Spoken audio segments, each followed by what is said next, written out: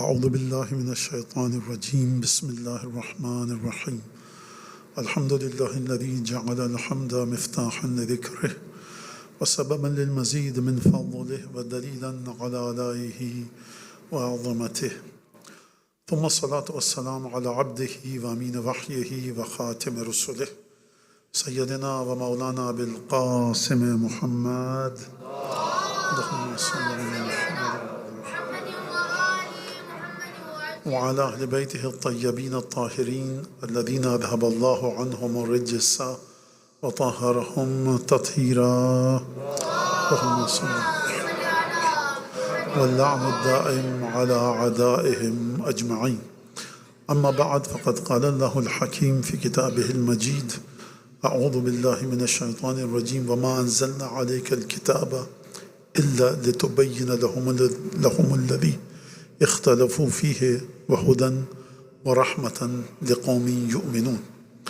سورہ نحل کی آیت نمبر 64 میں نے آپ کے سامنے پڑھی، جس میں میں نے آپ کے سامنے یہ بتانے کی کوشش کی کہ ہمیشہ قرآن کو سمجھنے کے لیے، اس کی گہرائی تک جانے کے لیے آپ کو ایک معصوم امام کی ضرورت ہے یا پیغمبر کی ضرورت ہے.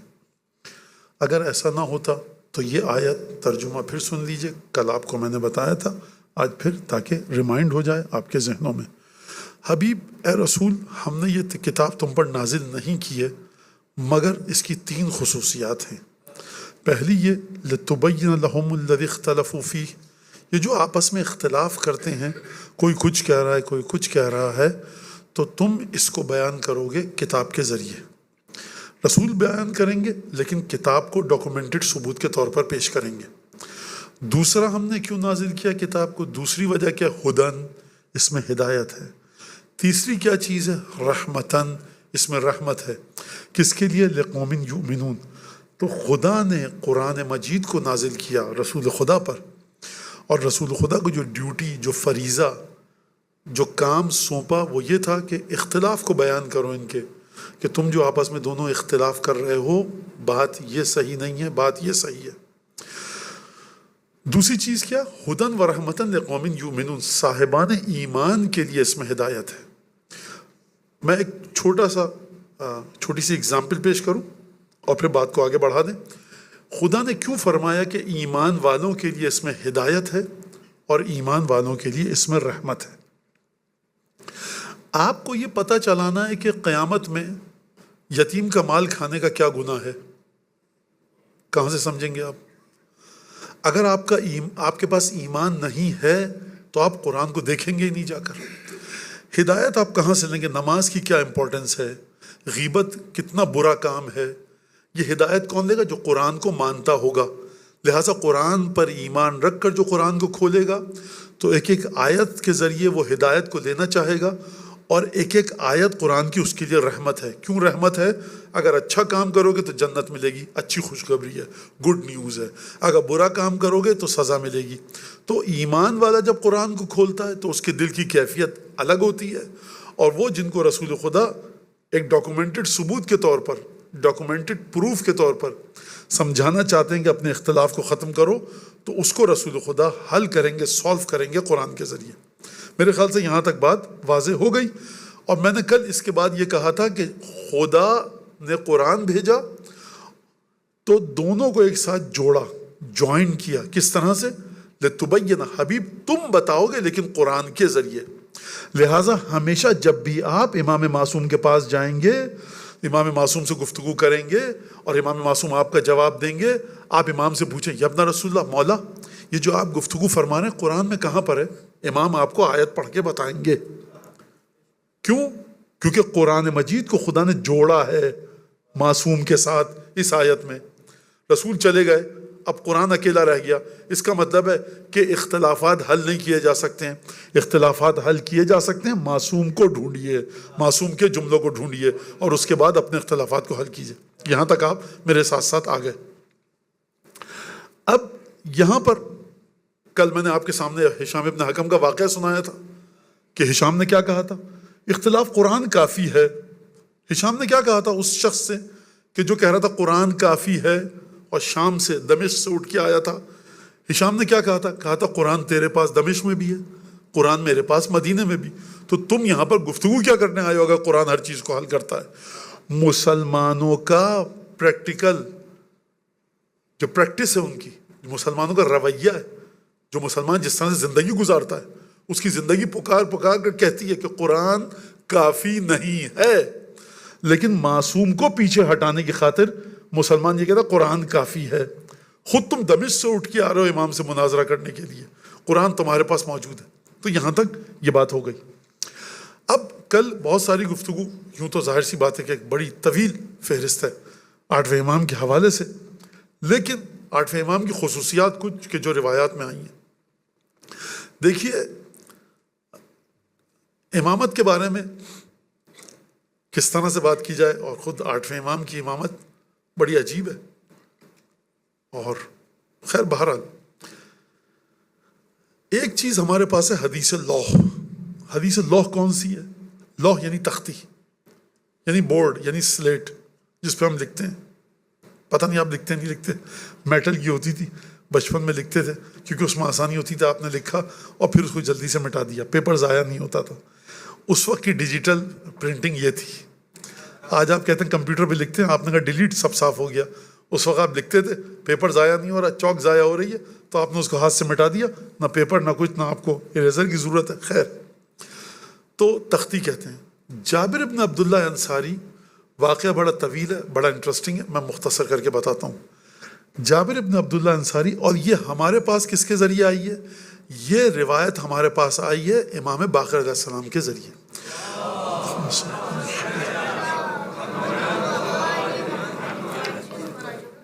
دیکھیے کل کی بات کو میں مزید اس کو بتانے سے پہلے تختی والا واقعہ مزید آپ کے سامنے واضح کروں اور کلیئر کروں، الیبوریٹ کروں. بچے کہتے ہیں مولانا یہ تو کوئی بات نہیں، امام نے اشارہ کیا، سوکھا ہوا بیل تھی انگور کی، گرین ہو گئے، انگور نکل آئے، اس کو پڑھ کے دعا اشارہ کیا، وہ مر گیا تھا، زندہ ہو گیا. اس کے پاس بارش نہیں ہو رہی تھی، مولانا دعا کی بارش ہو گئی، اس کے کھجور کے درخت میں کھجور نکلا، اس نے بیچا، کمائی. اس کا قرضہ نہیں ادا ہو رہا تھا، امام نے کہا یہ 1 درہم رکھو، اس کے ذریعے کاروبار کرو. اس 1 درہم کے ذریعے سلور کوائن، اتنی برکت دی خدا نے. تو مطلب یہ سب چیزیں یہ آج کل نہیں چلیں گی. بالکل صحیح بات کہہ رہے ہیں آپ کس کو بتائیں گے معجزے امام کے؟ اس کو بتا سکتے ہیں جو اصول کافی کو مانتا ہو، بہار الانوار کو مانتا ہو. لیکن جو نہیں مانتا بہار الانوار کو، اصول کافی کو، قرآن مجید کو، آپ اس کو کیسے سمجھائیں گے امام کے وجود کے بارے میں؟ یہ ٹیکنیکلی بچوں کی بات صحیح ہے. معجزے ہمیشہ اس کو سن کے لطف آتا ہے جو امام پر ایمان رکھتا ہے. اور ہم جب اپنے امام کو، جب ہم اپنے ائمہ کو سمجھانا چاہتے ہیں، بتانا چاہتے ہیں دنیا والوں کے سامنے، تو ہم معجزوں کی بات نہیں کرتے جو 1400 سال پہلے تھے. ہم ڈاکومنٹڈ پروف کی بات کرتے ہیں جو کتابوں میں لکھا ہوا ہے. ہم اس ڈاکومنٹڈ پروف کی بات کرتے ہیں جو قرآن سے جوڑ کر حدیثیں ہمارے پاس آئی ہیں. ہم امام کے انٹیلیکٹ اور وزڈم کی بات کرتے ہیں جو نہج البلاغہ میں ہے، جو صحیفہ سجادیہ میں ہے. امام کا انٹیلیکٹ اور وزڈم الگ ہے، امام کے معجزے دکھانے کی طاقت الگ ہے. خوب توجہ کریں بچے، سوال تو بچے کرتے ہیں بڑے زور و شور سے آ کر، بڑی ایک انٹینسٹی کے ساتھ، لیکن جب جواب دو تو مولانا نہیں یہ آپ نے جواب نہیں دیا. یہ بچوں سے میں کہہ رہا ہوں 14 15 16 17 18 20 سال کے بچے، باہر نکل کے پوچھوں گا، جو بھی پہلا بچہ دکھا میں اس سے پوچھوں گا میں نے کیا کہا تھا. آج یہ بچے پہلے بھاگ جائیں گے. لہٰذا تو آپ امام کے وزڈم کی بات کرتے ہیں. امام کو انسان کی اسپریچول پاورز کے بارے میں کتنا علم تھا، امام انسان کی سائیکولوجی کو کتنا جانتے تھے، امام نے معاشرے کے اندر رہنے کا طریقہ کیا بتایا. یہ ہے امام کی وزڈم، امام کا انٹیلیکٹ جو وہاں سے امام لے رہا ہے. اس کے ذریعے ہم امام کو ثابت کرتے ہیں. ہم یہ کہہ کر جو نان بلیور ہے، جو نہیں مانتا امام کو، اس کے سامنے کہوں کہ امام رضا نے ایک نگاہ ڈالی، لوہے کے اس کے ٹولز تھے، قینچی تھی، اسکرو ڈرائیور تھا، رینچ تھا، ہیمر تھی، ہتھوڑی تھی. امام نے دیکھا سونے کے ہو گئے، کہا اس کو بیچو اور جا کر اپنا کھانا پینا کرو. میں اس کے ذریعے آپ کے سامنے ثابت نہیں کر سکتا آپ کو امام کو، اگر آپ امام کو نہیں مانتے. اگر آپ امام کو مانتے ہیں تو معجزہ سنتے ہی آپ کے دل میں محبت بڑھ جائے گی. خوب توجہ کر رہے ہیں. مثال دیتا ہوں، آپ اپنے والد، دادا، نانا، ماموں، چچا، رشتہ دار محبت کرتے ہیں. ایک انسان کہتا میں آپ کے چچا سے ملا تھا کربلا میں، انہوں نے عجیب کام کیا کہ یہ کام کیا بڑا زبردست، ہم سب کو خوشی ہوئی. آپ کو خوشی ہوگی کہ میرے چچا کی تعریف ہو رہی ہے، لیکن جو آپ کے چچا کو مانتا ہی نہیں ہو وہ کہا یہ سب جھوٹ ہے، بکواس ہے، فضول ہے. تو آپ سمجھ لیں کچھ چیزیں ماننے کے بعد دل میں اترتی ہیں اور کچھ چیزیں سن کے آپ کو دل میں اتارنا ہوتا ہے کسی شخصیت کو.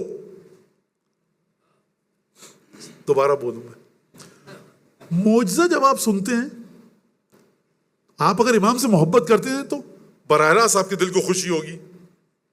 یہ ایک طریقہ ہے. دوسرا طریقہ کیا؟ قرآن کی آیت احادیث کے ذریعے، بخاری، مسلم، ابن ماجہ، اصول کافی اور تمام روایتیں حدیثیں پڑھ کے میں آپ کو بتاؤں امام کیا تھے. تو یہ ہے امام کے انٹلیکٹ، وزڈم کے ذریعے آپ کے سامنے ثابت کیا جا رہا ہے معجزے کے ذریعے. 1400 سال پرانے معجزے کے ذریعے آج آپ امام کو ثابت نہیں کر سکتے. اس وقت جن لوگوں نے معجزہ دیکھا ان کے لیے امام کی شخصیت ثابت ہوئی. غور فرما رہے ہیں؟ لہٰذا جن لوگوں نے رسول خدا کو جو آج مانتے ہیں، جب ان کے سامنے کہا جائے چاند کو 2 ٹکڑے کیا، وہ کہتے ہیں واہ واہ سبحان اللہ. جو مولا کائنات جناب امیر المومنین کو مانتے ہیں، محبت کرتے ہیں، ان کے سامنے کہا جائے 44 لوگ مل کر جس دروازے کو ہلا نہیں سکتے تھے، جناب امیر نے 4 انگلیاں گڑا کر اکیلے اکھیڑ دیا، تو آپ کو خوشی ہوتی ہے. لیکن جو جناب امیر کو مانتا ہی نہیں ہے وہ کہے گا میں علی کو نہیں مانتا تو علی کے معجزے کو کیسے مانوں. آپ کسی منکر قرآن سے کہیں دیکھو میں تمہیں آیت الکرسی لکھ کے دے رہا ہوں، اس کو گلے میں ٹانگ لو، انشاءاللہ شیاطین سے دور رہو گے.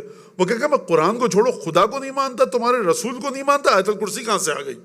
لہٰذا لیکن آپ کو کہا جائے یہ دیکھیے جو آیت الکرسی ہے نا، یہ آیت اللہ العظمہ برجردی نے لکھ کر آپ کو بھیجی تھی، 60 سال بعد آپ کو دے رہا ہوں. آپ کہیں گے آیت اللہ برجردی کا قلم اور آیت الکرسی، آپ فوراً لپک کر لے لیں گے.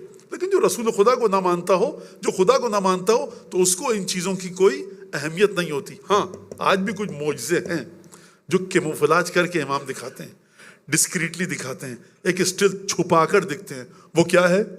وہ یہ ہے کہ وہ دنیا کے تمام ٹیمپل سے ہو کر آ جاتا ہے،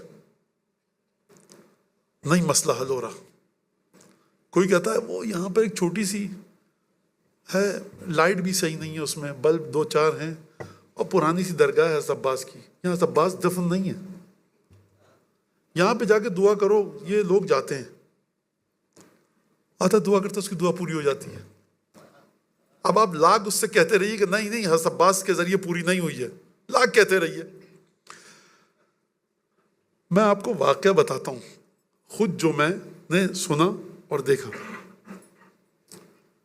دیکھیے حضرت عباس تو بہت آگے کی بات ہے، اور لکھنؤ میں ایک درگاہ ہے حضرت عباس کی. اچھا یہ ایک درگاہ کا واقعہ نہیں ہے.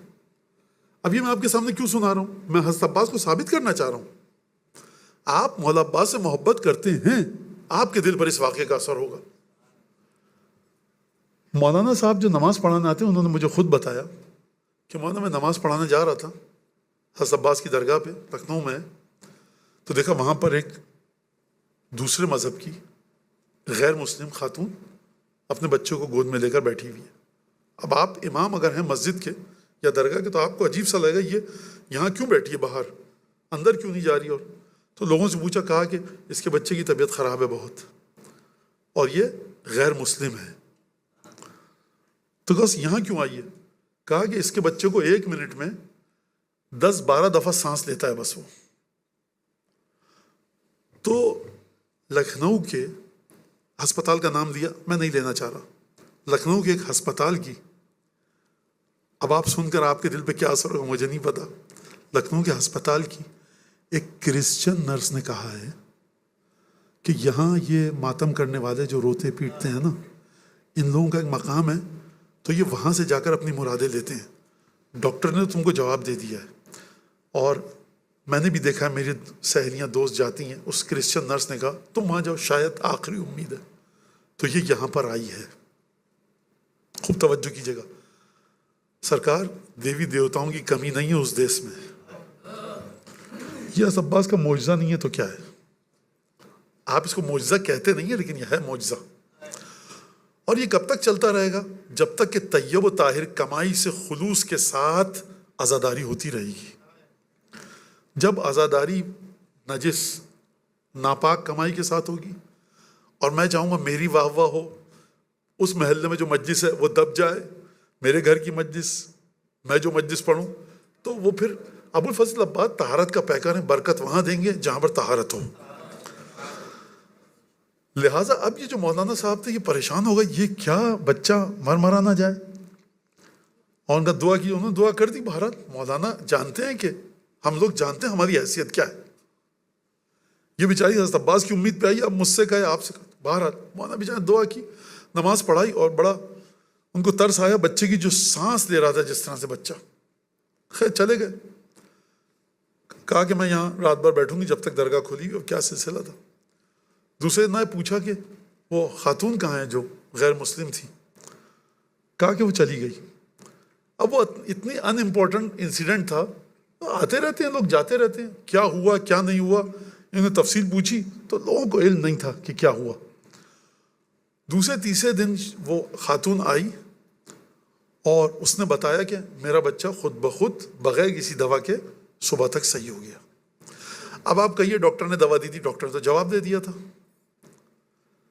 اس کے بعد انہوں نے دیکھا کہ 8 محرم جب ہوئی تو وہ بچہ علم دے کر یا حسین کا ماتم کرتا ہوا درگاہ سے اندر آ رہا ہے۔ ماں بھی آئی تھی، کہا یہ کیا کر رہا ہے تم، مطلب مذہب وغیرہ کچھ؟ کہا کہ نہیں، ہم اسی مذہب پر ہیں، لیکن میں نے منت مانی ہے کہ جب تک یہ بچہ زندہ رہے گا، اور اس کو کہہ دیا ہے تم یہاں پر یا عباس 8 محرم کو کہتے ہیں۔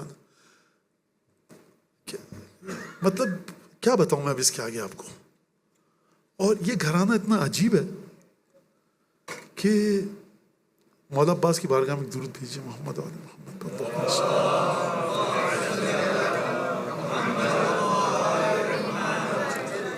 یہ آپ نے کس کی بات کر رہا ہوں؟ مولا عباس کی بات نہیں ہو رہی، اس درگاہ کی جو منسوب ہے۔ اسی بر صغیر کے ایک شہر کا میں ان صاحب کو بھی جانتا ہوں، اس ضلع کو بھی جانتا ہوں، اس گاؤں کو بھی جانتا ہوں۔ یہاں پہ نام میں بعض وجوہات کی بنا پر لینا نہیں چاہ رہا۔ انہوں نے کہا ہمارے گاؤں میں ایک ذوالجنہ ہے، اس کو مولانا کوئی جگہ نہیں ہے اس کے رہنے کی، پورے سال وہ گھومتا رہتا ہے، اور جب بازار سے گزرتا ہے تو غیر مسلم دکاندار تک بہانے سے اپنی بوریاں کھول کے رکھتے ہیں کہ جس دن یہ ہمارے چنے کی دال یا چنا یا چاول پہ منہ مار کے جائے گا کھا کر، اس دن ہماری بکری بہت زیادہ ہوتی ہے۔ اور جانور جب جس کھیت میں چلا جائے جھگڑا ہو جاتا ہے، سر پھٹبل ہو جاتا ہے، سرکار تمہارا جانور میرے کھیت میں آیا کیسے، گندم کی بالیاں کھا گیا، 10-20 کلو گندم کی بالیاں کھا گیا، جھگڑا ہو جاتا ہے۔ کہا اس ذوالجنہ کے بارے میں جس کھیت میں یہ چلا جائے اور گندم کی بالیاں کھا لے، وہاں کے ہندو اور سکھ تک کہتے ہیں کہ اس سال ہماری فصل اچھی ہوگی۔ اور جو کرسچن ڈاکٹر تھا اس گاؤں کا، جب یہ ذوالجنہ زخمی ہو گیا، جب تک وہ اس ذوالجنہ کا علاج کرتا رہا، اس کرسچن ڈاکٹر کے بقول کہ لگتا تھا پورے ضلع کے مریض میرے کلینک میں آ رہے ہیں۔ 12 بجے رات کو میں ہاتھ جوڑ کے کہتا تھا اب مجھ میں طاقت نہیں ہے مریض دیکھنے کی، چلے جائیے۔ اور جو میرے یہاں پیسوں کا بکسہ ہوتا تھا بھرا ہوا ہوتا تھا وہ، جب تک میں اس ذوالجنہ کا علاج کرتا رہا، پیر زخمی ہو گیا تھا۔ تو اب آپ میں سے کوئی کہہ سکتا ہے مولانا یہ کیا داستانیں ہیں ساری، چھوڑیے آپ ذرا، حق ہے آپ کو کہنے کا، کیونکہ سرکار، لیکن جو مانتا ہے اس کے دل میں یہ بات اتر رہی ہے۔ دیکھیے جن چیزوں کی باغ ڈور مولا عباس نے سنبھالی ہوئی ہے نا اپنے ہاتھ میں اپنے آپ کو ہلکان نہیں کروں گا ثابت کرنے کے لیے۔ میں نے کہہ دیا جس کے دل پہ اثر ہوا ابوالفضل عباس سے توسل کرے، ابوالفضل عباس سے مدد مانگے۔ یہ میں اس لیے بتا رہا ہوں کیونکہ ابوالفضل عباس نے اپنے فضائل کی، مصائب کی، اپنے معجزوں کی باغ ڈور خود اپنے ہاتھوں میں لی ہوئی ہے۔ میری کیا اوقات کہ میں کہوں نہیں آپ مانیے، نہیں مانتے نہیں مانیے، میرے لیے کوئی پرابلم نہیں ہے۔ ابوالفضل عباس کے ساتھ آپ اپنے حساب کتاب کو صاف رکھیے۔ یہ ہستی، اور زیادہ اگر پڑھنا ہے جا کر دیکھیے 5ویں اور 6ٹھے امام نے ابوالفضل عباس کے لیے کیا کہا۔ بات ہماری کہیں آگے نکل گئی، لہٰذا معجزہ امام کو دکھانا پڑتا ہے۔ خدا کی طرف سے امام کو کبھی حکم ہوتا ہے، کبھی اجازت اور پرمیشن دی جاتی ہے، کبھی امام کے اوپر لازم کیا جاتا ہے کہ معجزہ دکھائے۔ کیوں؟ تاکہ وہ بتا سکے کہ دیکھو نہ میرا علم تم جیسا ہے، نہ میرے پاس طاقتیں تم جیسی ہیں، طاقت میں بھی میں تم سے آگے ہوں، علم میں بھی میں تم سے آگے ہوں۔ ان دونوں ایسپیکٹس کو، ان دونوں پہلوؤں کو ثابت کرنے کے لیے امام پر لازم ہے کہ اپنے علم کے ذریعے گفتگو کرے اور اپنا ایک معجزہ بھی دکھائے۔ لہٰذا اب یہاں پر یہ ڈاکومنٹڈ ثبوت جو روایت آئی ہے ہمارے پاس، تختی تھی، جابر گئے، سبز رنگ کی، گرین کلر کی تختی، اور اس میں جو رائٹنگ تھی اس میں سے سورج کی طرح روشنی نکل رہی تھی، گولڈن اور سفید۔ جابر نے کہا شہزادی سے، بی بی یہ کیا ہے؟ کہا کہ یہ حسین کی ولادت کے بعد خدا نے میرے بابا کو تحفے میں بھیجی ہے، بابا نے مجھے دی ہے۔ خوب توجہ کر رہے ہیں آپ، ایک لفظ غور کیجیے گا۔ بابا نے مجھے اس لیے دی ہے کہ یبشرنی بذالک، تاکہ مجھے خوش کر سکیں، مجھے خوشخبری دے سکیں۔ اس تختی میں 12 اماموں کے نام ہیں، بلکہ 11 اماموں کے۔ جناب امیر کا نام اس میں نہیں ہے کیونکہ جناب امیر کی اولاد کا ذکر ہے اس میں، لہٰذا واضح ہے کہ جناب امیر کا نام نہ ہونا اس میں کوئی حرج نہیں ہے۔ تو 12 اماموں کے نام ہیں اس تختی میں۔ سیدہ فرما رہی ہیں فَأَعْطَانِي، میرے بابا نے مجھے یہ تختی دے دی ہے جو آسمان سے آئی تھی رسول خدا کے لیے، یا رسول اللہ آپ کے لیے آئی، اٹھا کے بیٹی کو دے دی۔ تو سرکار یہاں پر رشتے دوسرے ہیں، جو رسول کے پاس آیا ہے وہ جناب سیدہ کا ہے۔ دیا جناب سیدہ کو تختی، اپنے پاس رکھو۔ اچھا کیوں دی؟ لفظ غور سے سنیے گا جناب سیدہ کا، لِيَسُرَّنِي بِذَالِكَ، تاکہ میرے بابا مجھے خوش کر سکیں۔ اس تختی میں کیا لکھا ہے؟ 12 اماموں کے نام لکھے ہیں، اور 12 اماموں کے دشمنوں کی کیفیت ایک ایک 2 سینٹنسز میں، اور دشمنوں کی کیفیت، کون دشمن کیسا ہوگا، کون دشمن کیسا ہوگا، 2 سینٹنس، 3 سینٹنسز ایک سینٹنس میں لکھا ہوا ہے۔ 12 اماموں کے نام اور ان کے دشمنوں کی کیفیت کتنے جملوں میں؟ 1-2 جملوں میں۔ مجھے یہ بتائیے کہ جناب سیدہ کے لیے اس تختی میں کون سی نئی بات تھی؟ یعنی سیدہ جب مولا کی ولادت ہوئی ہے، سید الشہداء کی، تو ہمارے بچے یہ نہ سمجھے کہ جناب سیدہ کون سے مدرسے میں جاتی تھی، کون سے مکتب میں جاتی تھی۔ ان کے پاس علم ہے، بی بی کے پاس، کہ میرے شوہر کے 11 بچوں میں امامت چلے گی۔ سرکار آپ کے بچوں کو پتا ہے، آپ کے گھر کی خواتین کو پتا ہے 10-12 سال کی 12 امام، سیدہ کو نہیں پتا ہوگا اس وقت؟ سوچئے تو ذرا، سیدہ کو علم ہے کہ 12 امام میرے گھر سے ہی آئیں گے، اس کے باوجود بھی، اور اس میں کوئی امپورٹنٹ بات نہیں ہے، 12 اماموں کے نام ہیں بقول بعض لوگوں کے، تو یہ رسول خدا دے رہے ہیں۔ سیدہ فرما رہی ہے میرے بابا نے مجھے دیا اس لیے کہ میں خوش ہو سکوں۔ تو یاد رکھیے گا جب بھی آپ کہیں جائیں نا، 12 اماموں کے ناموں کی تختی دکھے اور دیکھ کر چہرے پہ مسکراہٹ آئے، گھبرائیے مت، سنت سیدہ ہے۔ 12 اماموں کے ناموں کو دیکھ کر خوش ہونا یہ سنت سیدہ ہے۔ فضائل پڑھ کر خوش ہونا الگ بات ہے، مصائب پر ماتم کرنا الگ بات ہے، ان کے جو آپ کام کرتے ہیں وہ بہت آگے کی بات ہے۔ اگر تختی پہ پوسٹر پہ نام لکھے ہوئے ہیں اور آپ دیکھ کے عجب نادان آدمی ہے آپ، کیا اس میں کیا بات، دیکھ لیا شیخ ختم کیجئے، اور وہ بیچارہ مسکرا رہا ہے۔ گھبرائیے مت، سنت سیدہ ہے۔ جب کہا جاتا ہے زیارت پہ السلام علیکہ یا امیر المومنین، دل میں خوشی کی کیفیت آئے، سنت سیدہ ہے۔ رسول خدا اس لیے دے رہے ہیں سیدہ بٹیا تم کو میں تختی دے رہا ہوں تاکہ خوش ہو جاؤ۔ سیدہ جنت کی تمام نعمتیں دیکھ چکی ہیں، رسول خدا سامنے موجود ہیں، خدیجہ جیسی ماں ہیں، حسن حسین جیسے بیٹے ہیں، تمام کی تمام نعمتیں سیدہ کو دی ہیں، لیکن عجب لذت ہے اس میں، عجب خوشی ہے، عجب نعمت ہے۔ 12 اماموں کے ناموں کو دیکھ کے سیدہ پڑھ رہی ہیں۔ شہزادی کیوں پڑھ رہی ہیں اس کو؟ آپ کو تو سب چیزوں کا علم ہے۔ سیدہ کہیں گی دیکھو ہم دیکھ کے خوش ہو رہے ہیں ان کے نام، اس بات کو سمجھیے۔ اور امامت کے عقیدے کو یہ مولانا سے مت لیجیے آپ، معذرت کے ساتھ، اس میں میں بھی شامل ہوتا ہوں، اپنے پاؤں پہ خود کو لاڑھی مار رہا ہوں۔ امامت کے عشق اور محبت کے سلسلے میں خدا نے آپ کو ہمارا محتاج رکھا ہی نہیں ہے، خدا نے آپ کو ہمارا محتاج کیا ہی نہیں ہے امامت سے محبت کے سلسلے میں۔ سرکار یہ میں روایت آپ کے سامنے پڑھ چکا ہوں کہ آپ جس جگہ پر ولادت سے پہلے 9 ماہ رہے تھے، چھٹے امام فرماتے وہاں سے تم کو ولایت ملی ہے، چیز آپ کو مل چکی ہے۔ اب کوشش یہ کیجئے کہ کوئی اچکا آپ کے ہاتھ سے اچک کے نہ لے جائے، اور اس کو مسلسل، یہاں جو مجھ سے پوچھتے ہیں باہر مولانا امامت کے بارے میں کیا کریں، میں کہتا ہوں رسول خدا کی زیارت کا مطالعہ کیجئے، اس کے بعد جناب خدیجہ، سیدہ ائمہ بقی، حمزہ، ان کی زیارتیں پڑھیے، بی بی فاطمہ بنت اسد، اور اس کے بعد چلتے جائیے آگے، جناب امیر، امام حسن، امام حسین، حضرت عباس، امام سجاد، تمام کی زیارتیں پڑھیے۔ امام زمانہ کی ختم ہو گئی، 2 مہینہ 3 مہینہ، پھر شروع کیجئے۔ دعائے ندبہ کے ترجمے کو پڑھیے۔ دعائے ندبہ امامت کی تاریخ ہے، کہ دعا کہتے ہیں آپ ٹھیک ہے، لیکن دعا ندبہ امامت کی تاریخ خوب غور سے، اردو، سندھی، ہندی، اردو، گجراتی، جس زبان میں آپ پڑھ سکتے ہیں ترجمے کو پڑھیے. امامت کی بڑی بریف ہسٹری ہے، امامت کو لنک کر رہی ہے دعائے ندبہ عالم غیب سے. تو یہ آپ کے گھر میں تمام چیزیں موجود ہیں، آپ کے باورچی خانے میں، آپ کے ریفریجریٹر میں دنیا کی ہر نعمت ہے. یہ گلیوں میں کیوں مارے مارے پھر رہے ہیں کہ کس دکان پہ اچھا کھانا ملے گا؟ تو پھر جب بچہ کہتا ہے نا مجھے یہ کھانا ہے، ماں کہتی ہے کیا کھاؤ گے؟ اب یہ بچوں کو دیکھیے، بیچ بیچ میں جو ٹریک سے باہر جاتا ہوں بچوں کی وجہ سے، وہ کہتا ہے مجھے برگر کھانا ہے. کوئی کمپنی ہے وہ بریڈ کے بیچ میں نام نہیں لوں گا ورنہ یہ مرتد کہہ دیں گے آپ لوگ مجھے، اور کہیں مولانا نے پرسنٹیج لی ہے اپنی اتنی یہاں پر کر، وہ والا برگر کھانا ہے. ماں کہ یہ لو بنا دیا، وہی سیم فلیور ہے، اس سے اچھا ہے، ہائیجینکلی پیکڈ، ہائیجینکلی میڈ.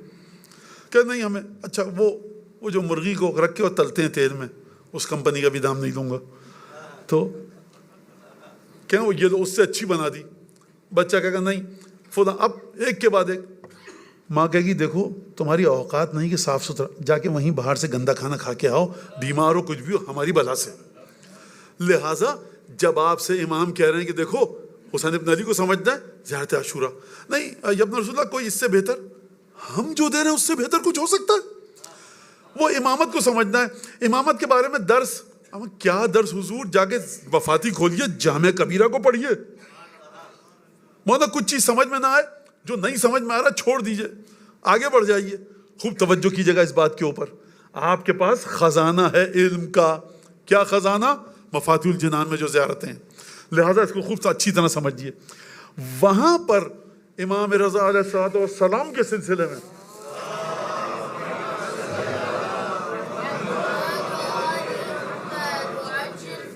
ایک دفعہ اور درود بھیج دیں ذرا.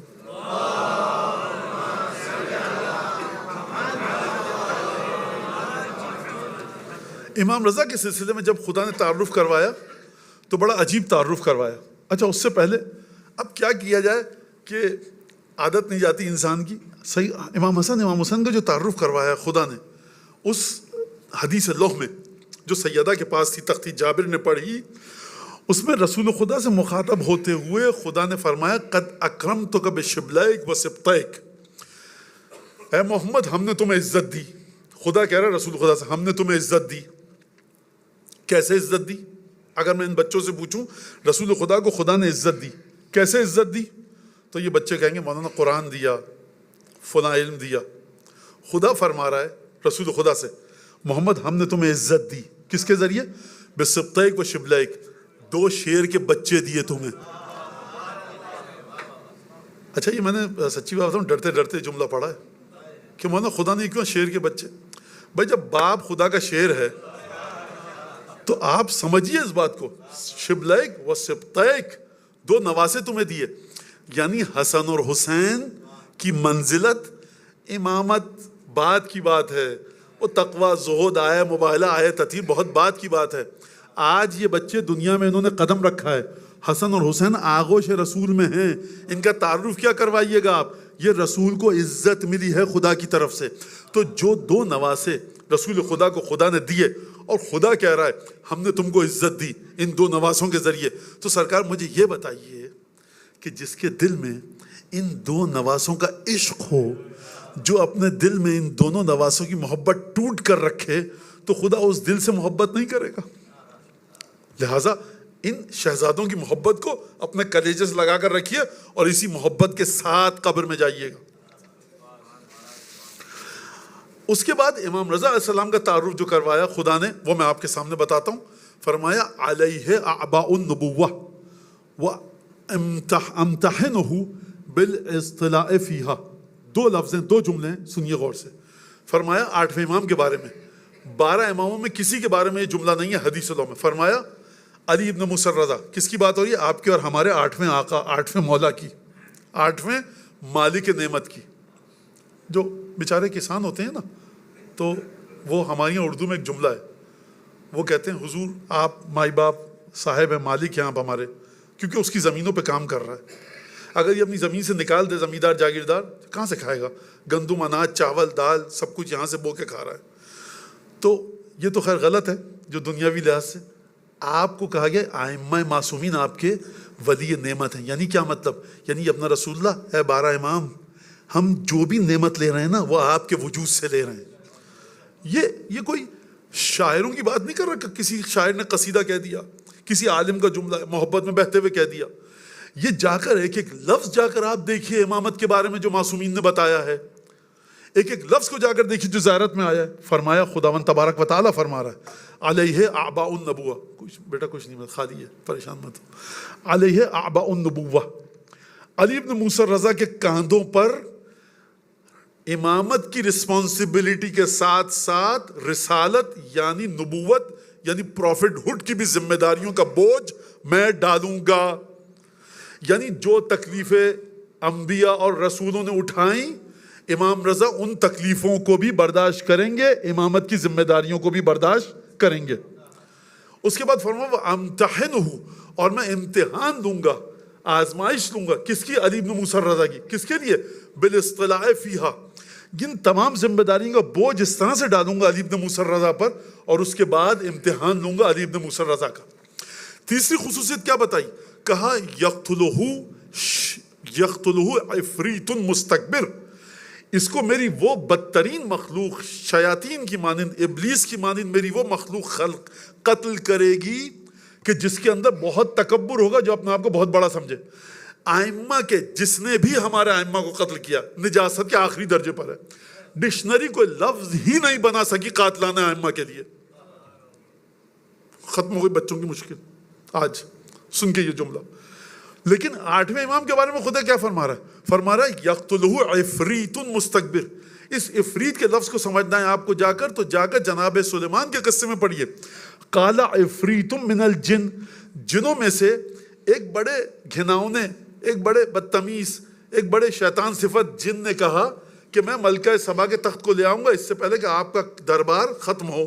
یہ جو میٹنگ ہو رہی ہے، یہ جو سیشن چل رہا ہے کورٹ، یہ جو دربار میں حضرت سلیمان، اس سے پہلے کہ آپ کا دربار ختم ہو، آفیشل آپ کا ٹائم ختم ہو اور چھٹی ہو، سب آف کر کے جائیں اپنے گھر، اس سے پہلے میں تخت لے آؤں گا.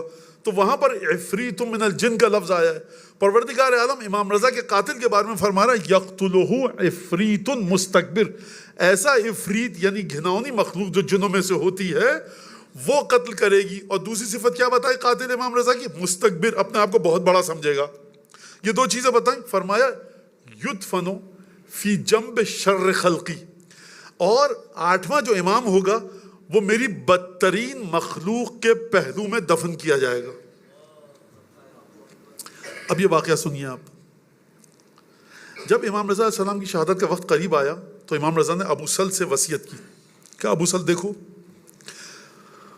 بادشاہ چاہے گا کہ مجھے یہ کہتے ہوئے بات ڈر لگ رہا ہے، یعنی بے شرمی، ڈھٹائی، بے ادبی. بادشاہ نے زہر دیا امام کو، امام شہید ہو گئے. جانتے ہیں کیا حکم دیا گیا؟ کہا گیا کہ میرے والد کے پیروں میں دفن کرو. یعنی میں کس طرح سے اس جملے کو میں ادا کر دیا، سمجھیں اس بات کو. یعنی وہ امام جس کی طرف پیٹ کر کے آپ نماز نہیں پڑھ سکتے، جس کی ذریعے کی طرف کہا جا رہا. امام نے کہا دیکھو، یہ چاہے گا بادشاہ مجھے قتل کرنے کے بعد کہ مجھے اپنے باپ کے پایتی پہ دفن کرے. عجیب ہے واقعا. یعنی کہاں گئے یہ لوگ؟ امام رضا کے حرم میں لاکھوں زائرین ہیں، آپ کہاں گئے قتل کر کے امام رضا کو؟ آپ کا نام کروڑوں اربوں خربوں کی دولت تھی سرکار. دولت انسان کے ذکر کو نہیں بچاتی ہے. امام کے مرحلے پر امامت آ کر خود اپنا دفاع کرتی ہے، اور ہمارے آپ کے مرحلے پر ہمارے نیک عمل ہمارے نام کو زندہ رکھتے ہیں، اور سب سے بڑھ کر نیک اولاد. فرمایا امام نے لیکن یہ کر نہیں پائے گا. جب نہیں کر پائے گا تو پھر مجبوراً قبر کھودنی پڑے گی اس کے باپ کے سرہانے. اور یہ چاہتا تھا کہ میں اس کے باپ کے پاؤں کے نیچے دفنوں، اس کا باپ میرے پیر کے نیچے دفن ہوگا. ابو سل سے کہا دیکھو جب قبر کھودو گے تو پانی نکلے گا، پانی میں یہ دکھے گا، پھر اس کے بعد پانی میں یہ دکھے گا، یہ پریشان ہو جائیں گے. میں تمہیں دعا بتا رہا ہوں، تم دعا پڑھنا، وہ پانی غائب ہو جائے گا، پھر مجھے وہاں پر دفن کیا جائے گا. یہی ہوا کہ جب قبر کھودی گئی ہارون کی پایتی پر کہ جو قاتل ہے امام موسیٰ کاظم کا، وہاں پر تو پتھر نکلا اور لوگ توڑتے رہے، لیکن پتھر نہیں ٹوٹ سکا، مجبوراً قبر کو اس طرف لانا پڑا. کہاں پر؟ یہ چاہتا تھا کہ میرے باپ کے نعوذ باللہ پاؤں تلے امام دفن ہو. خدا نے ایسا انتظام کیا کہ اب امام کے پاؤں تلے اس کا باپ دفن ہوگا. پہلے سے قبر تھی وہاں پر، اور پھر اس کے بعد امام کو وہاں دفن کیا گیا. لہٰذا جو لوگ امام رضا علیہ السلام کی زیارت کو جا چکے ہیں، بالا سر پہ جب آپ جاتے ہیں، داخل ہوتے وقت اذن دخول پڑھتے ہیں، اذن دخول پڑھنے کے بعد اندر جاتے ہیں، سر مبارک کے پاس بیٹھ کر زیارت پڑھتے ہیں، دعا پڑھتے ہیں. پھر اس کے بعد آپ کو حکم ہے کہ جائیے پاؤں کی طرف جا کر یہ زیارت پڑھیے. وہ جو دعا ہے وہاں پر پڑھنے کی، وہ دعا ایسی نہیں ہے جو صرف امام رضا کے لیے پڑھی جا سکے. ہمارے 12 اماموں کے ساتھ یہی ہوا کہ جو آپ امام رضا کی پائیتی کے پاس جا کر پڑھتے ہیں، لیکن کہا گیا کہ پاؤں کے پاس جا کر پڑھو یہ دعا. اس دعا کا ترجمہ سن لیجیے گا. اب پاؤں کے پاس کس کی قبر ہے یہ بھی میں نے آپ کو بتا دیا. کہا گیا وہاں پر دعا میں اللہم لعن الذین بدلوا نعمتک واتہموا نبیک وسخروا بامامک وجحدوا بآیاتک وحمدوا الناس علی اکتاف آل محمد. یہ ساری چیزیں آپ کے اپنے مذہب کی ہیں. امامت کو سمجھنا ان چیزوں کے ذریعے سمجھیے. امامت آپ کو اس طرح کی کوئی چیز نہیں ہے. امامت جو آپ کہیں کہ دنیاوی طریقے ہیں، میں اس میں نہیں جاؤں گا، آپ کے ذہن میں کوئی الجھن پیدا ہو جائے. ترجمہ سنیے، اللہم لعن الذین، پروردگار لعنت کر ان لوگوں پر. یہ پائیتی پائے مبارک کے پاس بیٹھ کے پڑھنے کی کیا ضرورت ہے؟ پائے مبارک امام رضا پہ کوئی ایسی چیز ہے کہ جہاں پر دشمن پہ جا کر لعنت کرو اور ہر انداز سے لعنت کرو؟ اللہم لعن الذین بدلوا نعمتک، پروردگار لعنت بھیج ان لوگوں پر کہ جنہوں نے تیری نعمت کو تبدیل کیا. کسی نے آ کر سیب کو موسمی میں تبدیل کیا ہے، یا جامن کو آ کر فالسے میں. اب یہاں کے بچے کیا سمجھیں، ان کو سمجھا دیجیے گا بعد میں. یا کسی نے آ کر آپ کے ساتھ یہ کیا کہ خدا نے ناک دی ہے، اس سے سانس نہ لیجیے، آپ آنکھوں سے سانس لیجیے. یہ نعمت کون سی بدلی گئی ہے حضور؟ بدلو نعمتک، لعنت ان لوگوں پر جنہوں نے آ کر تیری نعمت کو بدلا. نعمتوں کو نہیں، نعمت کو بدلا. الیوم اکملت لکم دینکم واتممت علیکم نعمتی. یہ اس نعمت کی بات ہو رہی ہے جو غدیر کے دن غدیر کے میدان میں عطا ہوئی. یعنی جن لوگوں نے اس نعمت کو بدلا، پروردگار سب سے پہلی تو لعنت ان لوگوں پر. اللہم لعن الذین بدلوا نعمتک واتہموا نبیک، پروردگار دوسری لعنت ان لوگوں پر جنہوں نے تیرے نبی پر جھوٹا الزام لگایا. اب جھوٹا الزام لگانا ہے، میں نہ اپنی کتاب سے پڑھوں گا نہ کسی اور کی کتاب سے، میں قرآن سے پڑھوں گا. آپ کو دیکھنا ہے جھوٹا الزام کس نے لگایا، جا کر سورہ تحریم پڑھیے. آپ کو دیکھنا ہے جھوٹا الزام کس نے لگایا، سورہ احزاب پڑھیے. آپ کو دیکھنا ہے جھوٹا الزام کس نے لگایا، سورہ جمعہ پڑھیے. آپ کو دیکھنا ہے سورہ جھوٹا الزام کس نے لگایا، جا کر قرآن کی وہ تمام آیتیں پڑھیے کہ جس میں یہ ذکر ہے کہ یہ نمازیں تو پیچھے پڑھتے تھے رسول خدا کے اور برے برے خیالات لاتے تھے. تو واتہموا نبیک، اور کس طرح سے، عجیب جملہ ہے، عجیب سلسلہ ہے کہ ایک آپ کو دیا جا رہا ہے امام زمانہ کی تصویر زیارت آل یاسین میں. کیا دی جا رہی ہے آپ کو امام زمانہ کی تصویر زیارت آل یاسین میں؟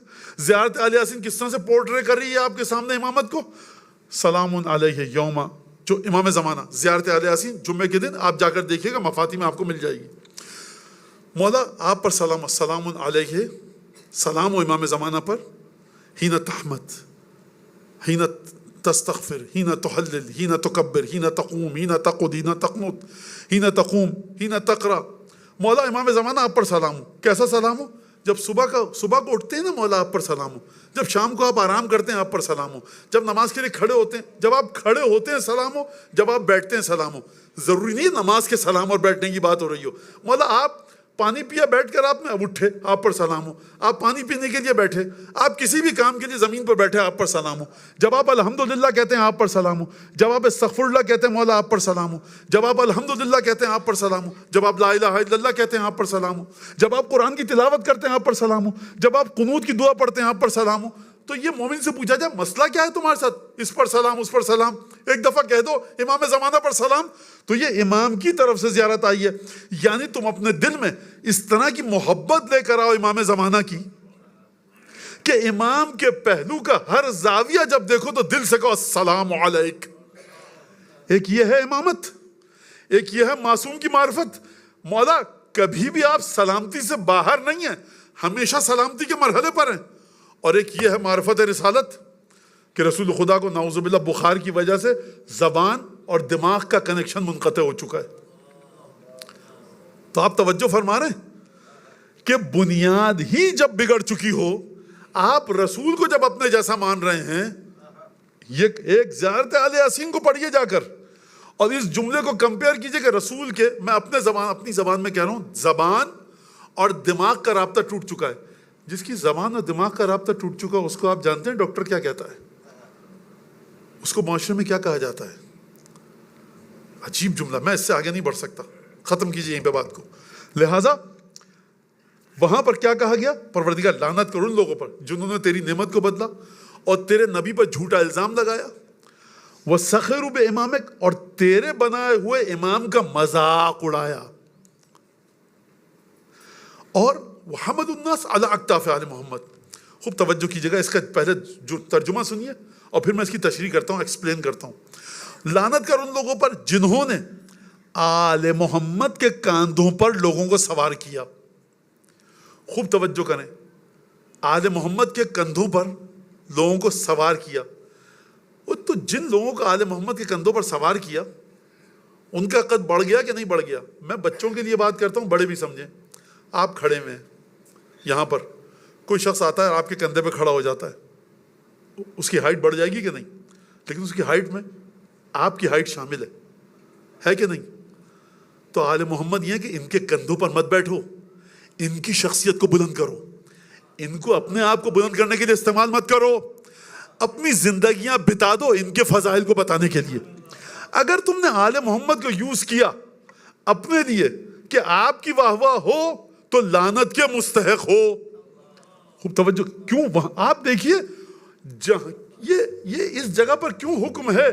کیونکہ اس بدبخت کا حکم یہ تھا کہ امام کی حیثیت کو نیچے لے آؤ اور جو دفن ہے اس کی حیثیت کو اوپر لے کے جاؤ۔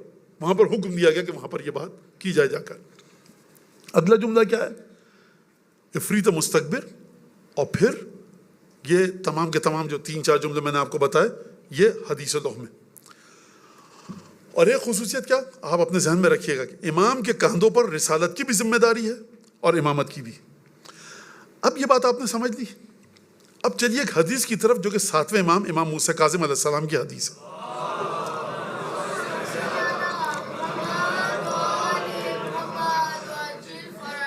امام موسیٰ کاظم علیہ السلام فرمایا کہ اذا کان یوم القیامہ، جب قیامت کا دن آئے گا، 7ویں امام فرما رہے ہیں جب قیامت کا دن آئے گا تو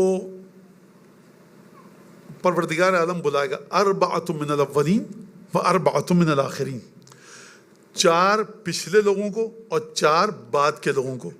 جو 4 پچھلے لوگ ہیں وہ کون ہیں؟ فرمایا وہ نوح ہیں، موسیٰ ہیں، عیسیٰ ہیں، ابراہیم ہیں۔ یہ 4 لوگ سمجھ میں آ گئے، نوح، موسیٰ، عیسیٰ، ابراہیم۔ اور پھر 4 آخرین کو کون؟ علی رسول اللہ، امیر المومنین، حسن حسین علیہم السلام۔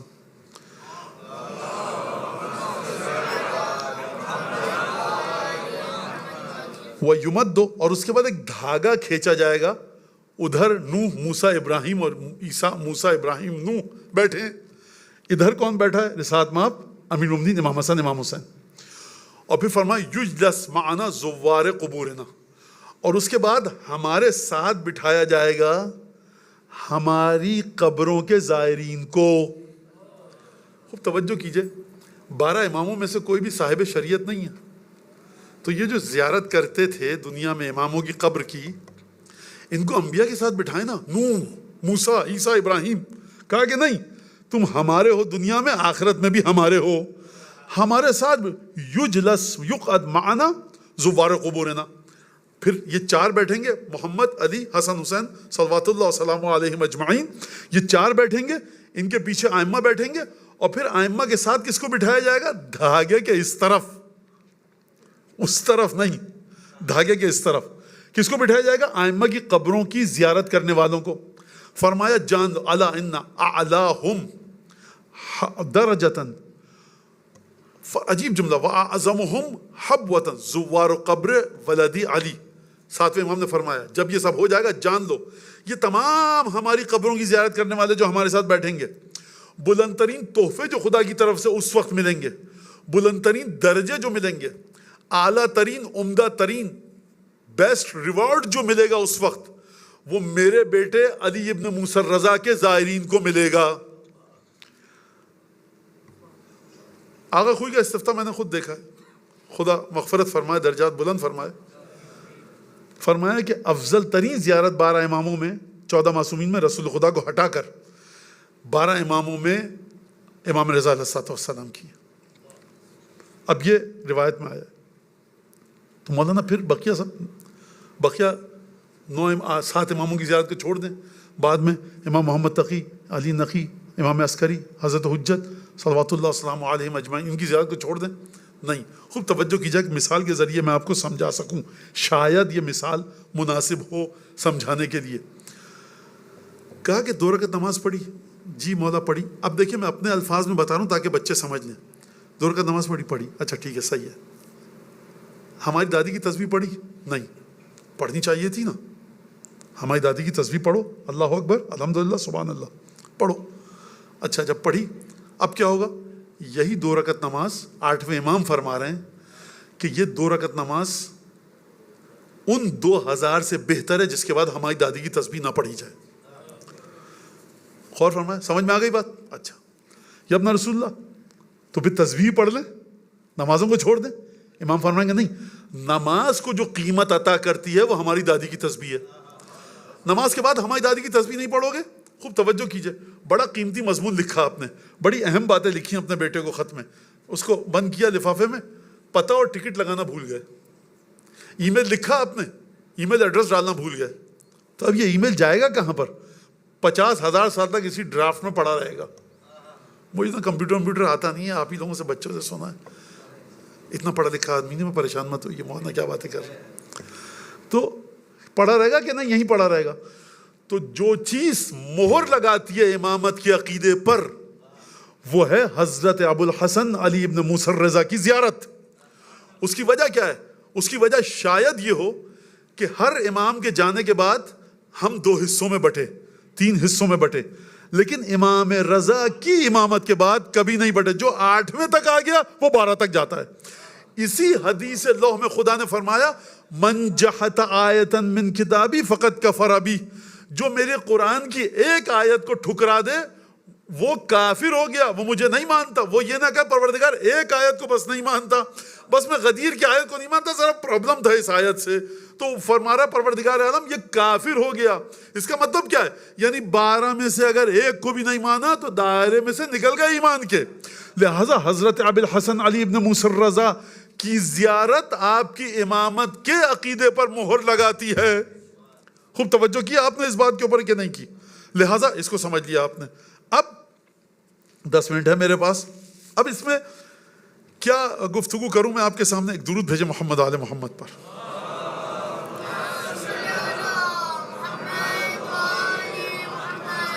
لہٰذا جو میں آپ کے سامنے کچھ حدیثیں لے کر آیا تھا، اب دیکھیے بچے خوب اچھے، بار بار کہہ رہا ہوں، کسی کے ذہن میں خیال تک بھی نہ آئے کہ مولانا ہم امامت کو جب ثابت کرتے ہیں تو قصے کہانیوں کے ذریعے وہ انگلیاں گڑا، یہ کر لیا وہ کر لیا۔ پہلی بات تو قصے کہانیاں نہیں ہیں، یہ حقائق ہیں، اور ہم نے نہیں لکھا ہے صرف، دوسرے مسلک، دوسرے اسکول آف تھاٹ کے علماء نے واقعہ لکھا ہے، کتاب لکھی ہے باقاعدہ کہ سورج صرف 2 لوگوں کے لیے پلٹایا گیا، ایک یوشع ابن نون کے لیے اور دوسرا علی ابن ابی طالب کے لیے، اور پھر فرمایا فرق یہ ہے کہ یوشع کے لیے صرف 1 دفعہ پلٹایا گیا تھا، علی کے لیے 2 دفعہ، 1 دفعہ رسول نے پلٹایا، 1 دفعہ علی نے خود پلٹایا۔ یہ سب کیا باتیں آپ سرکار، میں کب کہہ رہا ہوں کہ آپ مانیے؟ نہ آپ جناب امیر کچھ بگاڑ سکتے ہیں نہ سنوار سکتے ہیں، مت مانیے، مانیے، میرا کام ہے آپ کو یہ بتانا۔ ہلنے میں آج بھی وہ مسجد موجود ہے۔ اچھا ابھی بالکل ابھی مجھے یاد آیا واقعہ، ابن بطوطہ بہت بڑا ٹورسٹ ہے، سیاح ہے، یہ کہتا ہے اچھا ہمارے مسلک کا نہیں ہے، کہتا ہے میں جب مراکش موراکو سے آیا تھا، طنجہ وہاں کے شہر سے، ہوتے ہوتے میپ دیکھیے پورا نارتھ افریقہ سے گزرا، سعودی عرب، اور پھر ہوتے ہوتے یہ انٹر ہوا کہاں پر؟ عراق میں۔ کہتا میں نجف بھی گیا، اکثر یہاں کے لوگ رافضی ہیں، ٹھیک ہے. تو بہرحال اکثر لوگ یہاں کے رافضی ہیں, وہ نجف والے بھی کہیں گے الحمدللہ. کہتے ہیں یہاں پر میں ملا تو میں نے نہیں دیکھا ہے, لیکن یہ میرے لیے بات ثابت ہے. کون کہہ رہا ہے؟ ابن بطوطہ. میرے لیے یہ بات ثابت ہے, اور بڑے موثق علماء نے نجف کے ذکر کیا ہے کہ جب 26 رجب آتی ہے اور نیکسٹ ڈے 27 کا ہوتا ہے, 26 اور 27 کی درمیانی رات کو یہاں پر بادیہ نشین, خانہ بدوش, وہ جو کانسٹنٹ ٹریولنگ کرتے ہیں, اب میں انگریزی زبان میں کوئی جپسیز, خانہ بدوش, وہ یہاں پر آتے ہیں پورے عراق سے 26 رجب کو, اور پھر فالج زدہ خواتین, بچیاں, مرد, عورت زری کے پاس بیٹھ جاتے ہیں. اور جب 27 رجب کا دن کا سورج نکلتا ہے تو یہ لوگ علی ابن ابی طالب کا نام لیتے ہوئے ان کے فالج کا مرض درست ہو جاتا ہے. ابن بطوطہ کہہ رہا میں نے دیکھا نہیں ہے, لیکن میرے لیے ثابت ہے. خوب توجہ کیجیے گا, ہمارے مسلک کا نہیں ہے, وہ کہتا ہے ثابت ہے. اور جو معجزات اور کرامات امام رضا کی قبر سے اہل سنت علماء نے نقل کی, پہلے ان کو پڑھ لیجئے, بعد میں شیعہ علماء تک آئیے گا. اس بات پہ خوب اچھی طرح سے غور کیجیے گا. اور میں جو مجھے لوگوں نے بتایا ہے وہ ایک الگ, تو ہم اپنے مذہب کو معجزات کے ذریعے ثابت نہیں کرتے. معجزہ کس کے لیے؟ جس کو امام سے محبت ہے. ٹھیک ہے, یہ بات آپ نے سمجھ لی. لہٰذا اب آپ آئیے اس واقعے کو میں آپ کے سامنے پڑھوں. 2 واقعات پڑھوں گا. راوی کہتا ہے میں امام کے پاس گیا ملنے کے لیے. امام نے کہا بت اللیلہ عندنا, آج کی رات ہمارے پاس ہی رک جاؤ. مطلب امام کہیں جب تو انسان خوشی سے اڑنے لگے. کہا کہ بالکل مولا ابن رسول اللہ, کیا کہنا ہے اس سے. امام نے کہا خادمہ سے کہ میرا گدا بچھاؤ, میری دوشک میٹرس لا کے دو, اب جو بھی تھا وہ نیچے بچھانے کے لیے, میرا کمبل, بلینکٹ, دلائی, رضائی لا کے دو, میرا تکیہ. اور میں اپنے بچھونے پہ بیٹھا. امام مجھ سے گفتگو کرنے لگے اور کہا کہ کوئی ضرورت ہو, جو بھی گفتگو ہوتی ہے. اور امام نے اپنا دایاں ہاتھ, جہاں تک میں سمجھتا ہوں, زمین پہ رکھا, اٹھنے لگے.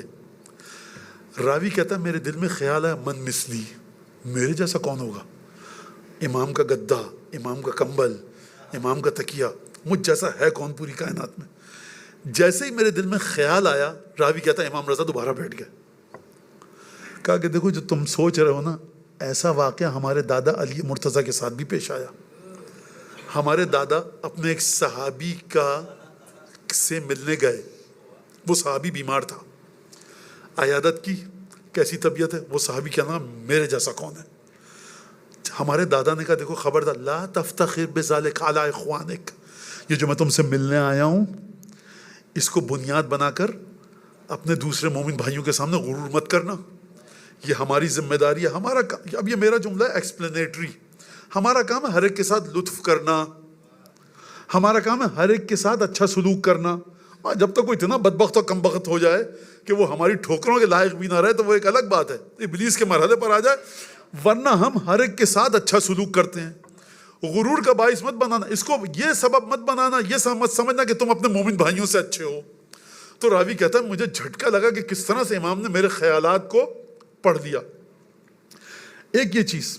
دوسرا واقعہ, جب ایک شخص آتا ہے اور وہ پوچھتا ہے امام سے, ایک مسئلہ تھا بڑا, کہ آتا ہے ابن رسول اللہ اشتہی ان اعرف کیف انا عندک. علی ابن جوہم کہتا ہے میں اتنے سالوں سے آپ کے پاس آ رہا ہوں, میرا جی چاہتا ہے کہ میں دیکھوں کہ آپ مجھ سے کتنی محبت کرتے ہیں, یہ پوچھوں میں. تو اس نے پوچھ لیا. امام نے جواب دیا فانظر الی قلبک کیف انا عندک, مجھ سے مت پوچھو گے, اپنے دل کی طرف دیکھو, تمہارے دل میں کہاں پر ہوں. اگر شب عاشور ہے, 9 محرم ہے, عشرہ ہے, شب اربعین ہے, T20 ہو رہا ہے, امپورٹنٹ نہیں ہے, ہر سال یہ سب چلتا ہے سلسلہ مجلس کا. T20 دیکھوں, آپ کے امام کی قیمت T20 ہے, امام بھی آپ کو وہیں پہ رکھتے ہیں. اگر امام کے لیے خرچ کرنے میں دم نکل رہا ہے, لاکھوں کروڑوں روپے میرے پاس پڑے, ایک میرا رشتہ دار ہے, دوست ہے, مومن ہے, جاننے والا ہے, 20 لاکھ 50 لاکھ 30 لاکھ میرے لیے پینٹ بھی نہیں ہے, میں پسینہ جھاڑوں اپنا صاحب 50-60 لاکھ دے دوں, میں کیوں دوں اپنی محنت کی کمائی. جانتا ہوں کہ ضرورت ہے. مولا فرماتے ہیں من بخلا ما من عبد بخلا, کوئی شخص ایسا نہیں ہے جو اپنے پیسے کو روکے. کہاں پر؟ فیما یرضی اللہ، کہ جہاں پر وہ خداوند تبارک، فیما یرضی اللہ، وہ چیز جو خدا کو راضی کر سکے وہ نہ دے۔ یقین ہو چکا کہ خدا خوش ہوگا یہاں پیسہ دینے میں، طاقت بھی ہے، اور روک لے اپنے پیسے کو نہ دے، امام فرماتے ہیں انفقہ اللہ، خدا اس کی جیب سے زبردستی اس سے کئی گنا پیسہ نکلوائے گا، اور گناہ اور غلط کام میں اس کا پیسہ ضائع ہوگا۔ لہذا یہ ایک چیز سوچیے، آپ سمجھیے اس روایت کو، بڑی عجیب روایت ہے۔ تو امام نے فرمایا بتاؤ میں تمہارے دل میں کیسا ہوں۔ اگلی روایت بڑی عجیب روایت ہے، درود پڑھیں محمد آل محمد پر۔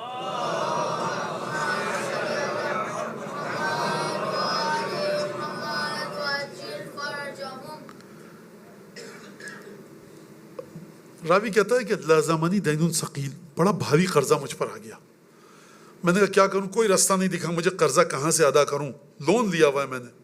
کہا کہ علیہ زیارت ہو مولائی، کہا امام رضا سے ملوں، جا کر مولا کو بتاؤں۔ میں گیا مولا کے پاس، اور اس کے بعد میں نے مولا سے اجازت لی داخلے کی۔ جب میں گھر پہ گیا تو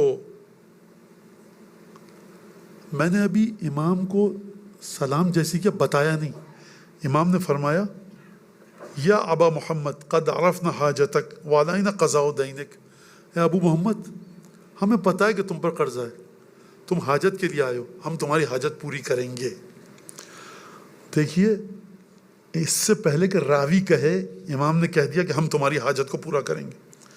اب اس کے بعد فلما امسینا، شام ہو گئی، امام نے جو روزے سے تھے افطار کا سامان لایا گیا، امام نے افطار کیا۔ فاکلنا، میں امام کے ساتھ دسترخوان پر بیٹھا اور میں نے بھی کھایا، امام نے بھی افطار کیا۔ جب افطار ہو گیا تو امام نے فرمایا یا ابا محمد اتبیت ام تنصرف۔ اب یہ بڑا عجیب اور بڑا خوبصورت جملہ ہے، اے ابو محمد رکو گے رات کو ہمارے پاس یا جاؤ گے؟ اب یہ بیچارہ پریشان ہے، قرضہ تو امام نے دیکھے آپشن دیا، اس سے کہا رات کو رکو، اس سے کہا جاؤ گے یا رکو گے، کہ یا ابن رسول اللہ ان قضیت حاجتی فالانصراف احب الی۔ ادب دیکھیے راوی کا، یا ابن رسول اللہ اگر میری حاجت پوری ہو جائے، یہ نہیں کہ اگر آپ حاجت پوری کریں، کہ اگر ضرورت پوری ہو جائے تو میں چاہوں گا کہ چلا جاؤں تو بہتر ہوگا، نہیں مجھے نہیں رکنا آپ کے پاس، بے ادبی ہے، بدتمیزی ہے، کیونکہ قرضہ ہے بیچارے کا، جا کر لوگوں کو پیسہ دینا ہے۔ امام نے جب یہ دیکھا تو فتناول یدہ تحت البساط، جو وہاں قالین کارپیٹ بچھا ہوا تھا، امام نے اپنا ہاتھ ڈالا اس کے اندر، اور پھر اور قبضۃ فدفعها الی، امام نے ہاتھ ڈالا، ایک تھیلی نکالی اور اس کو دے دی۔ خوب توجہ کیجیے گا، یہ جب آیا امام موجود تھے، امام باہر نہیں نکلے، امام نے افطار کیا، امام باہر نہیں نکلے۔ اس نے کہا یا ابن رسول اللہ میں جانا چاہوں گا اگر حاجت پوری ہو جائے۔ امام کو نہیں پتا کہ یہ قرضہ لینے آیا ہے، پیسے کے لیے آیا ہے، امام کو نہیں پتا کتنا قرضہ ہے، یہ نہیں پتا، بڑے بچوں کو سمجھا دیں۔ جب اس نے امام سے کہا، امام نے بغیر سوچے سمجھے ہاتھ ڈالا، ایک تھیلی دے دی۔ جب تھیلی دی اس نے لی، شکریہ کیا، امام کا ہاتھ چوما، جو بھی کیا، کہتا فخرجت ودنوت من السراج، گھر سے باہر نکلا، صحن میں، گلی میں، کوچے میں ایک چراغ جل رہا تھا۔ سمجھ گئے اب بات کو؟ اب دل میں تو خودبود ہوتی ہے کہ کتنے دیے، مولا کو پتہ بھی ہے کہ نہیں ہے۔ سرکار یہ جناب سیدہ کی اولادیں ہیں، یہ ہمہ شمہ کی اولادیں نہیں ہیں، آپ ان کا حساب الگ رکھیے، بالکل ان کا ہم سے آپ سے کوئی کہیں کوئی چیز ملتی ہی نہیں ہے، الگ ہی ہے۔ کہ میں چراغ میں گیا اور میں نے اس کے بعد فیضن ہی دنانیر حمر و صفر، سفید سونے کے اور زرد سونے کے سکے تھے، گنے نہیں میں نے۔ کہتا ہے فاول دینار وقع بیدی، اب میں نے رینڈملی ایک ڈالا، چیک تو کروں کیسے سکے ہیں، کیا ہیں، دیکھتا ہے انسان۔ جب میں نے پہلا سکہ نکالا تو اس پہ انگریو ہوا تھا، کھدا ہوا تھا، کھدا ہوا تھا، کارونگ ہوئی ہوئی تھی کہ دیکھو یہ 50 دینار ہیں، 26 تمہارے قرضے کے لیے، 24 تمہارے گھر کے خرچے کے لیے۔ آنے سے پہلے جس ہستی کو پتا ہو کہ پوٹلی میں کتنے پیسے رکھنے ہیں اور ہاتھ ڈالے اور دے، آپ کیا بات کر رہے ہیں حضرت ابو الحسن علی بن موسیٰ رضا کی۔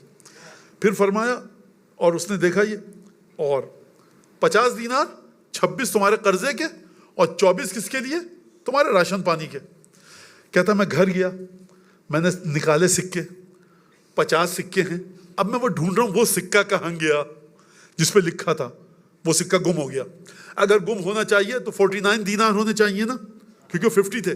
کہتا ہے نہ سکے کم ہوئے اور اس سکے پہ جو انگریو کارونگ ہوئی تھی وہ غائب ہو چکی تھی۔ جس امام میں اتنی طاقت ہے کہ گھر سے بیٹھے بیٹھے سکہ جو آپ کے ہاتھ میں ہے اس پہ ایک کارونگ کر دے اور جب آپ پڑھ لیں تو اس کو دوبارہ ڈیلیٹ کر دے، سرکار وہ یہ طاقت رکھتا ہے کہ اگر اس کی بارگاہ میں معافی مانگیں تو ایک ایک گناہ کو مٹا دے گا، ہر نیکی آپ کو عطا کرے گا۔ لہٰذا ایک بڑی عجیب بات ہے۔ صلوات اللہ وسلام علیہ۔ پھر آج وقت زیادہ، بہرحال 5 منٹ زیادہ ہوں گے اور میں آپ کے سامنے مصائب پڑھوں اور حضرت ابو الحسن علی بن موسیٰ رضا کی بارگاہ میں کہ آج مولا کی شام شہادت ہے، اور صلوات اللہ وسلام صلی اللہ علیہ کہ یا ابا الحسن یا علی بن موسیٰ رضا صلی اللہ علیہ ورحمۃ اللہ وبرکاتہ۔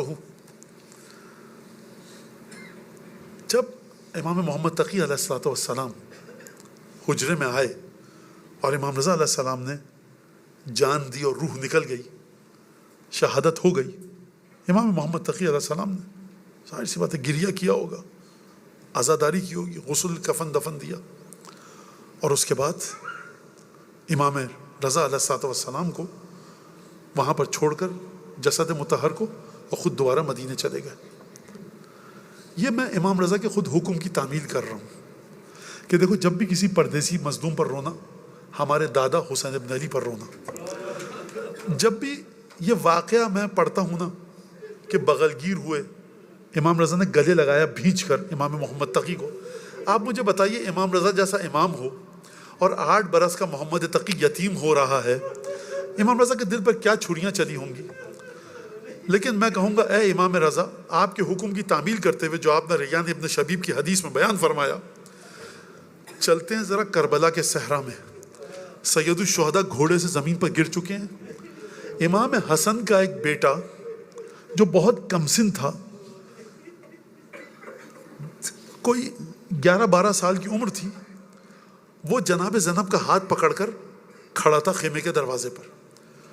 جیسے ہی اس نے دیکھا کہ اس کا چچا حسین ابن علی سید الشہداء گھوڑے سے زمین پر گرے ہیں اور فوجوں نے ایک گھیرے میں ڈال دیا ہے، ایک دفعہ پھوپھی کا ہاتھ چھڑایا اور دوڑتا ہوا میدان میں گودال قتل گاہ میں پہنچا۔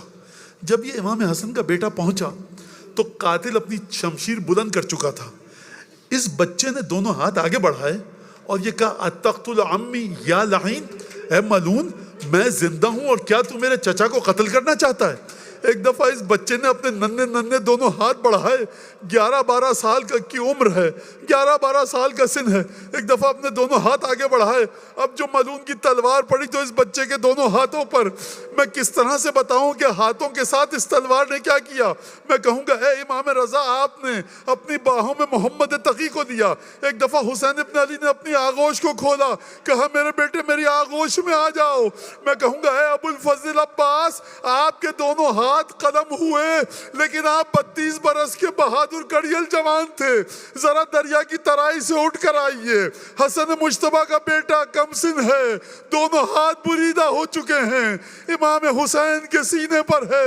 مولا نے فرمایا بیٹا صبر کرو، قیامت کے دن تمہارے جد ان سے حساب لیں گے۔ الا لعنت اللہ علی القوم الظالمین وسیعلم الذین ظلموا ای منقلب ینقلبون۔ اللهم بحق محمد وآل محمد عليك صل على محمد وآل محمد وعجل فرجهم وأهلك عدوهم من الجن والإنس من الأولين والآخرين، واكفنا ما همنا وارزقنا العافية ووسع رزقنا وطول أعمارنا مع الصحة والسلامة في الجسم والروح. ربنا تقبل منا إنك أنت السميع العليم وتب علينا إنك أنت التواب الرحيم. اللهم عجل لوليك الفرج وفرج عن شيعتهم واخذل من عاداهم. پروردگار ہماری اس قلیل اور کم ترین عبادت کو قسم دیتے ہیں 8ویں امام کی، حضرت حجت کی بارگاہ میں پرسے کے لائق بنا، امام زمانہ کے دل سے ہر دکھ کو دور فرما، ہر خوشی عطا فرما، مولا کے ظہور میں تعجیل فرما۔ جو لوگ اس مجلس میں موجود ہیں، ہماری مائیں بہنیں بیٹیاں، ہمارے بھائی، ہمارے بزرگ بچے، پروردگار ان سے اس پرسے کو قبول فرما۔ اگر یہاں پر کوئی تنگ دست نادار قرض دار پریشان حال بے اولاد بے روزگار ہے، اس کی مشکل کو دور فرما۔ پروردگار جن لوگوں نے اس امام باڑے کی تعمیر میں حصہ لیا دنیا سے جا چکے ہیں ان کو مغفرت فرما، امام رضا کے جوار میں جگہ عطا فرما۔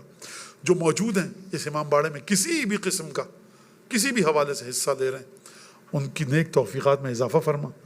جو لوگ سو سلام نوحہ مرثیہ پڑھتے تھے اس دنیا سے چلے گئے سید الشہداء کی عزاداری کی خدمت کرتے ہوئے، ان کو سید الشہداء کے جوار میں شفاعت کے ساتھ جگہ عطا فرما۔ جو لوگ زندہ ہیں ان کو طول عمر برکت صحت سلامتی کے ساتھ عطا فرما۔ جو بچے یہاں پر عزاداری کرتے ہیں ماتم کرتے ہیں سو سلام نوحہ قرآن تلاوت مرثیہ حدیث قصہ، پروردگار ان بچوں کے والدین کو نیک توفیق عطا فرما، ان بچوں کو صحت سلامتی کے ساتھ طول عمر عطا فرما۔ پروردگار جس مومن مومنہ نے مجھ سے آپ سے درخواست کی دعاؤں کی کسی بھی حوالے سے جو بھی مشکل ہے اس کی مشکلات کو دور فرما۔ ہمارے والدین ذوی الحقوق اعزاء اقربا ارحام جنہوں نے ہم کو اچھی باتیں سکھائیں نماز روزہ دین سکھایا، پروردگار ان کی مغفرت فرما، بہترین مقام جوار سید الشہداء میں عطا فرما۔ اگر زندہ ہیں نیک توفیقات طول عمر صحت سلامتی کے ساتھ عطا فرما۔